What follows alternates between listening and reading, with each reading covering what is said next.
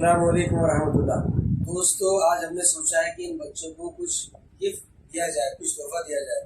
तो हमने ये तुलसी के पौधे मैंने अपने हाथों से तैयार किए हैं, इनकी पौध, और ये आज मैं इनको गिफ्ट देने वाला हूँ, क्योंकि तुलसी के पौधे बहुत ही ज़्यादा फायदेमंद है। ये ताकत का खजाना है। अगर हम इनके पत्तों की चाय बना करके पिए और चटनी में इनके पत्तों को हम इस्तेमाल करें, जैसे कि अदरक, लहसुन, पुदीना, अनारदाना, और कम से कम 11 पत्ते उस चटनी में हम इस तुलसी के इस्तेमाल करें, तो ये हमारे बदन के लिए बहुत ही ज़्यादा फायदेमंद चीज़ है। दोस्तों, तुलसी वो चीज़ है जिसको अरबी में रेहान कहते हैं। इसका जिक्र कुरान में भी है, और ये हमारे बदन के लिए तिब्बी एतबार से बहुत ज़्यादा फायदेमंद है, हिकमत के एतबार से। तो हमको चाहिए कि हम जब चाय बनाएं तो चाय में इसके 7 पत्ते डालें, ग्रीन टी जिसको बोलते हैं, और नींबू वगैरह उसमें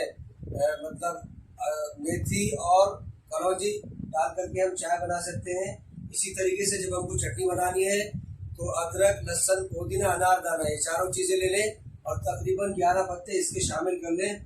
तो इस तरह से अगर वो चटनी इस्तेमाल करेंगे दोनों खाने के वक्त में, तो हमारे बदन की बहुत सारी बीमारियां जो है वो हमसे दूर हो जाएगी इंशाअल्लाह ताला। वो अगर नज़ला ज़ुकाम है या बुखार है, तब भी आप इसका काढ़ा बना करके इस्तेमाल कर सकते हैं।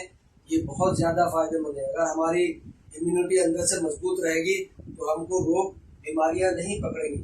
तो दोस्तों, इसी तरीके से आप अपने आसपास पेड़ पौधे लगाइए और अपने माहौल को खुशगवार और बेहतर बनाइए। दोस्तों, ये फूल, पेड़ पौधे हमारी ज़िंदगी के लिए बहुत अहम चीज़ है।